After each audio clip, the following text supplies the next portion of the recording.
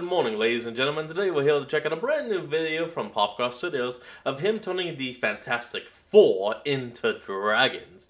It's been a long time since he's actually done a video like this.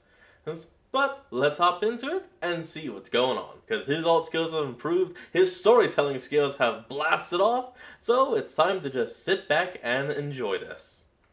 Almost exactly 6 years ago today, I made a video where I turned the Fantastic Four into dragon. And this was way before I even started doing my series of turning various pop culture characters and superheroes into dragons. It was before I even started doing lore and stories on this channel. And I always meant to try redoing that after the Fantastic Four were inevitably added into the Marvel Cinematic Universe, but that took way longer than I expected. There we go. And last year I started focusing more on original stories. But I can't deny that Marvel Rivals has really got me lately, and they just added the Fantastic Four. We are getting a Fantastic Four movie in the MCU this year. So what the heck, almost on the 6th anniversary of the last one, let's finally take another crack at Marvel's favorite family as dragons. Let's go.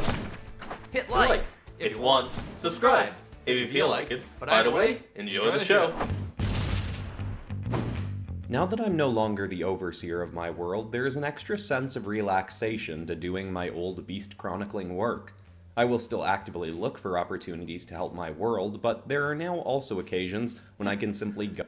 Look at that. It's actually even, he's even given us the old designs. Looks like he originally went with a Drake kind of design. In the foreground and the wings for more of a destructive body. Go and study beasts purely for the joy of it, as I did recently when I set off for the Baxteros Peninsula. This area is rich in legends and history, and is most known for 4 unique breeds of dragon that reside only here and nowhere else in the world. While these types of dragons range from predatory to unassertive in nature, they will avoid conflicts with one another. For the most part. 2 of these breeds will have more common spats, but these will rarely end in one dragon killing the other. Instead, these conflicts will often be more akin to siblings fighting than a lethal brawl. One of these species is the clobbering grimstone. These dragons have skin made from a naturally Grimstone? Now that's actually a pretty clever callback. Occurring orangish-brown stone, like what can be found in the now dormant volcano of the Baxteros Peninsula. It is said that these creatures had more common scales in the past, and they resided predominantly inside the caves of the volcano, but it was triggered into activity by an ancient sorcerer. This man's title arises multiple times in the history of this region, as the Despot of Doom. When the volcano erupted, all of the clobbering grimstone's ancestors were buried in magma. But they had such a strong natural resilience to heat that they were able to survive with the molten rock coating their skin and merging with their biology moving forward, which is what allegedly caused their stony flesh. For this to be true, I believe a fair degree of magic would need to be a part of their story, but that isn't entirely unlikely, with the alleged activity the Despot of Doom is fabled to have in this region. Okay. Now for this episode, the drawings that you're seeing are actually done in the order I drew them in. I didn't rearrange them at all. And with this one, something I wanted to try doing, along with adding a few little flashes of Marvel Rivals style to it, which I think I definitely more successfully do with the last drawing in this episode, I wanted to add some impact. So I thought about having the dragon's tail smacking against something and shattering some rocks. But then I was like, I want this dragon to brawl a little bit more with his fists like the Thing would. So I decided to have him kind of backhanding a rock and having more rocks shattering off it. Taking some inspiration from a Daniel Warren Johnson drawing that I talked about in the most recent Illustrator Reacts, where my eye was very drawn to one part immediately, the main focal point, Batman in that case. And then there was like a surprise second area of focus of a bunch of dead bodies or something. But in this case, we focus first on the creature's head, and then because the rock's flying up behind him, we notice the impact he's making by pounding this stone. By the way, if you haven't been here in a while and you want to know why Tayrin isn't the overseer of his world, you can check out the Summoner's Yeah, there's a whole ass series, I even covered it, that y'all need to go and check out. Beast storyline. That story's wrapped up now, is like 12 episodes or something, and they'll catch you up on a lot of Multiverse Tales stuff. Anyway, let's take a look at this first dragon. Nice. Very stony and Drake-like. I've always been a fan of Drakes myself, along with Hydras. The dragon that the clobbering grimstone... and of course, the Human Torch, aka Johnny Storm, is a classic Wyvern. Not bad. Is found to bicker with has wildly different biology. Clobbering Grimstones are drakes known for their physical strength and durability, granting their name because they will literally clobber their prey on a hunt with their burly fists. That's true. In contrast, the Inferno Torchstorm is a very lean and nimble wyvern whose durability isn't particularly strong, though it has even more resistance to fire than the Grimstones have, as it can ignite its entire body in flames on command. It often does this as a show of intimidation if a predator approaches it. It has also been shown to do this as a way to frighten, or essentially prank, other creatures of the region, often specifically targeting the Grimstones when they're sleeping, awakening them with a start, then fleeing playfully. The Grimstones are far stronger, and when they get a hold of the Torchstorms can give quite a show of intimidation, but the Torchstorms are so fast that they rarely get caught. It helps that while Grimstones can leap surprisingly vast distances for their size, they cannot fly, while the Torchstorms have incredibly fast speeds when fully ignited in flames. Upon my latest visit to this region, I also saw an unexpectedly pleasant sight of an Inferno Torchstorm playing and racing with a Dracarachnia. The spider-like Dracarachnias are not native to this land, but... because it's Spider-Man. Yeah, if y'all actually don't know, in a few of the comic series, Johnny Storm and Peter Parker are essentially brothers. While they are not family or blood, they're pretty much treated like it. To where even when Johnny dies, he gives his spot specifically to Peter. And I know it's kind of a spoiler, but come on, people. If you don't know the comic, you don't know the comic. It's that simple. But their own territory is not far from here, so it wasn't totally shocking to see one in the area. Still, it was an unexpected treat to see two dragons I'd never heard to interact with one another, treating each other with an energy of friendship and playfulness.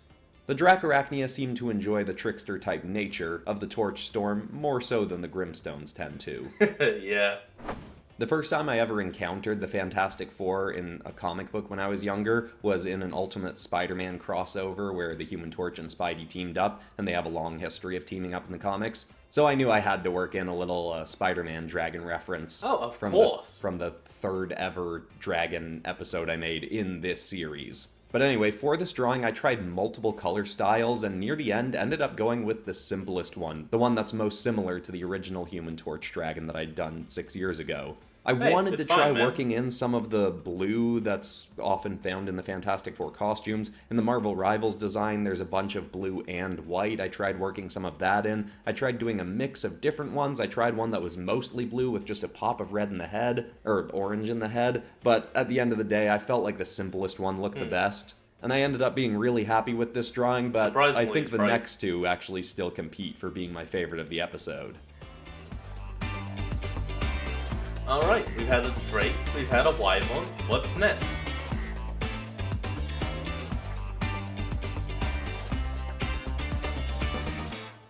Even though he calls that the simpler color scheme, it is still a good color scheme. Quick interruption to say that all of the art from this episode will be available as posters on the Popgrass Studios Teespring store. No, look down here at the bottom. It says free cake. Just kidding. Or if you want tons of my art in one place, or even art and stories, you might want to check out 2 of the books I have out. Monsters of the Multiverse has well over 200 of my best creature designs. It's got dragons, demons, aliens, dinosaurs, kaiju, tons of cool stuff in there. Or if you want story as well, you might want to check out Vigilance, which is an interconnected anthology about the competitors of a superpowered sports fighting league, and some of the characters in it get their powers by bonding with superpowered creatures called Bayou Knights. There's lots of cool stuff in both of these, and they'll be linked in the description. But for now, back into more Fantastic Four dragons. Now, as I said, well... we're going with Susan Storm, aka the sister of Johnny Storm, the wife of Mr. Fantastic, aka Richard Reeds. That name's a little tricky for me. And she is just a classic dragonoid. 2 of the famous dragons of this region have a tendency to brawl. There are also many recorded cases and legends of the 4 species of dragon working together to protect their home from attackers, whether human... Of course, clearly chameleon-based because of her invisibility powers. ...or otherwise. The first of these stories takes us back to a time when I cannot verify the tale's validity, but can still enjoy the speculation of it. The Despot of Doom had been the ruler of a nearby kingdom that no longer exists today, called Megalatveria. It was said Megalatveria that this despot, the Sorcerer King, could command magic beyond anything the world had seen. He'd have made Willis Afterian of the Phasbian Kingdom quake in his boots. Ooh. Though there are accounts of the despot being far less vile than Afterian. Some did consider him to be benevolent. Regardless, he was not What, William satisfied Afton? with command over his own kingdom and created soulless suits of armor to control as an army as he sought out more lands to conquer. When Oh, he the came to the Doombots. Baxteros Peninsula, there was no significant kingdom ruling it, largely being made up of nature and a few small villages with little in the way of warriors. His soulless army marched on these lands and demanded that the people worship him. When one village refused, he used his magic to erupt the volcano and have its lava flood their home. It was soon after this that the 4 breeds of dragon from this region united to rebel and protect their land. The Clobbering Grimstones, who survived the eruption, united with the Torch Storms. Oh, hey, look, on our head. It's difficult to see, but there is a 4. Clever. Very clever. As well as with 2 other species. One being the Invisible Chameleon. This is a type of chameleon dragon that can take its abilities farther than simply camouflaging. These creatures can render themselves entirely invisible. They also have a very unique type of flame breath that itself is also entirely invisible, save for the heat ripples you can make out if looking carefully enough. Though, be warned, it is just as hot as any other fire. These creatures tend to be far less aggressive than the previously mentioned dragons. They are omnivorous, and while they will consume small mammals and large insects, they often nourish themselves on plants and vegetation. This is why it is a unique occurrence when they willingly engage in combat, and the first account of this was to help force the Despot of Doom out of the Baxteros Peninsula. Not bad. Now, I did consider giving the dragons in this episode more overtly magical superpowers, like giving this dragon the ability to create force fields instead of just invisible fire. But I wanted this to be kind of like a throwback to the old school dragon episodes on this channel, before Tayrin ever believed in magic. Like, he knows it exists now, but I wanted these dragons to pass as realistic to his world, even to his old self. While doing this drawing, I also found myself getting kind of emotional. For one thing, just seeing the dramatic difference in quality from the original version I'd drawn to how much I've improved artistic. I told you, man, your skills have skyrocketed, unlike my speech. Now with this thing turning out incredibly well. But also just kind of thinking back to when I started the channel and how much happier of a person I am now, along with all the success that I've had. Like, I still got anxiety attacks regularly back then from overworking myself. I didn't meditate back then, which is what got rid of the anxiety attacks, on top of having so many other positive benefits for my life. And it's just, so many things are so much better now, and that felt like it was being emphasized by how much cooler this version of the dragon is. And I still actually kind of like the old drawing, but it's hard to argue that Hey, you could actually just take the old one and reclass as a juvenile. This one is just way better. And funny enough, the way that I drew some of the trees actually inspired how I did the next drawing in this episode. Because I didn't ink the trees like I do with most of my drawings before getting into the flat colors and then the shading and lighting stage, I just added a little bit of inks to it at the end. And that itself had a bit of a Marvel Rivals look to it, and I went, what if for my next drawing I just totally change my usual drawing format and see what that does? And I think it turned out It'd be difficult, but not impossible. super cool. But first, let's take a look at this. Not bad. A very good one. And I like how you actually have the eyes almost exactly like Chameleon. Well, pretty much exactly Chameleon. I'm not sure. I can't see the other one. But yeah, he could definitely take this old one and just reclass like the juvenile form, and it grows up into this one, like young adult. It fits. The fourth and final... and here we go. Reed Richards, who is... Oh, that's actually interesting. He's a longer dragon. Now that is actually kind of an interesting choice. Though it kind of makes sense. It's one of the only long dragons. Get it? Final unique breed of dragon from this territory is often seen as the leader of these dragons when their kind gather. It has been proven to be highly intelligent, and while it cannot speak, I have personally interacted up close with one and seen very clearly that they can near perfectly understand human language and communicate back using gestures and imagery drawn in the dirt with their claws. These creatures heavily resemble dragons more commonly found in China, lacking wings and having long, lean bodies. But the fantastic Elastigons have the unique ability to stretch their bodies to up to 10 times their usual length. They have a very rare type of stretchy cartilage between their bones, and their flesh itself is extremely stretchy and durable. To make themselves look larger and more intimidating, they can even inhale massive amounts of air, expand their lungs to over 10 times their common size, stretching out their own rib cage, and making them look extremely muscular for a short period of time before they need to exhale and continue breathing. These dragons, in unison with others of the region, have proven to be a fantastic fighting combination, and it's said swarms of these 4 dragons were enough to even force the powerful Despot of Doom out of their territory. Whenever Doom thought he'd found a way to defeat them, they'd combine their unique strengths and abilities in a new way that his soulless army couldn't anticipate, often rendering them useless. Nice. It is said he attempted to return multiple times with... Also, I kind of like what he's doing with this art style. It honestly is weirdly better. Like, he has the base color that he wants, and now he's using the accent color for the underside and small bits, like with the hands, the arms, even the jaw. Different means of defeating the dragons of Baxtros, but in each case... And he gave it a build. He was defeated or forced to retreat once again. In revisiting this territory, I heard no tales of any recent attacks from the villagers who still reside here, but if any did occur, I'd not be concerned for this place, as Baxtros has its own unique family of dragons waiting to protect it from whatever threats may come. Nice. Now, doing this drawing this way was so weird and so cool, and honestly, I may use this process for my drawings going forward. I'm not sure. We'll see. Hey, I'm definitely going to experiment with it more. But I'd also be curious if someone looked at this finished drawing, those of you that are very familiar with my work, and you didn't know that I did a different drawing process for this, would you be able to tell quickly that it was actually something different? Because I think the final result, while I love it, does look pretty similar to my usual stuff. You can see the difference as the drawing's going, but basically, usually, after I do the second round of rough lines, I'll do the refined inks, and then add my flat colors into that, and then do shading and lighting over that. This time, I just skipped the inking phase. I made a more refined silhouette of the character based on the rough line work, and then started adding in both different colors and the shading and lighting sort of at the same time. And then I also, in a few places, added in some pops of inks, where I thought it could just add some extra nice detail, and I think that's the thing that stands out to me most from this drawing.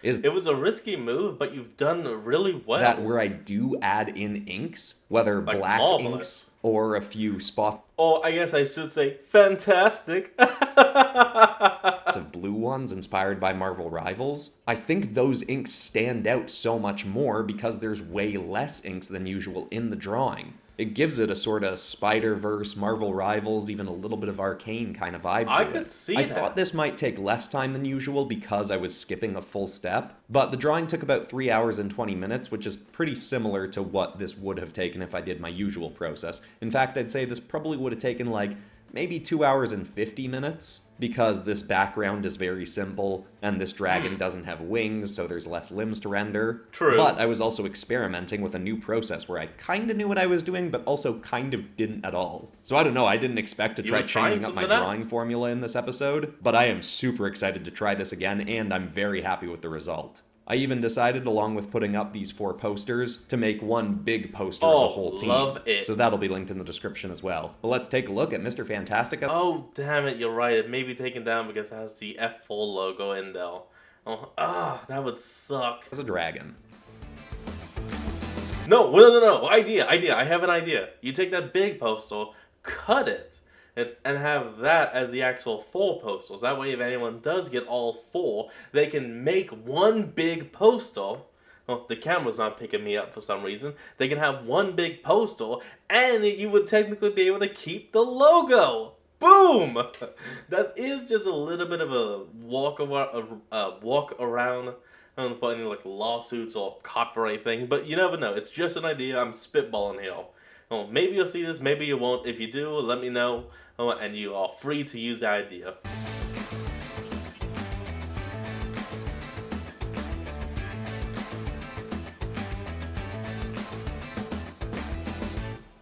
Nice.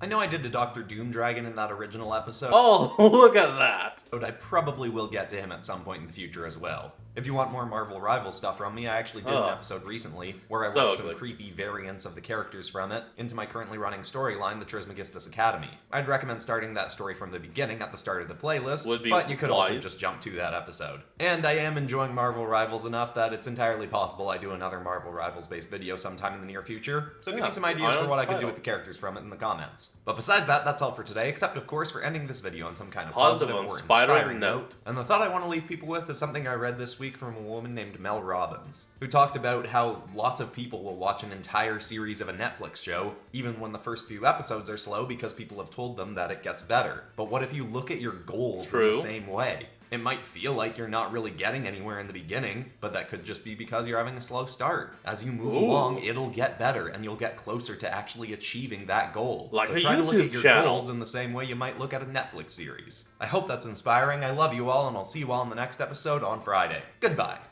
Alright everyone, well that's going to be the end of today's video, and I hope you all enjoyed it. Remember to like, comment, and subscribe for more. Link to the original will be in the description below, and I'll see you all next time when we flick back on. Till then, this is Fox, signing out. Peace.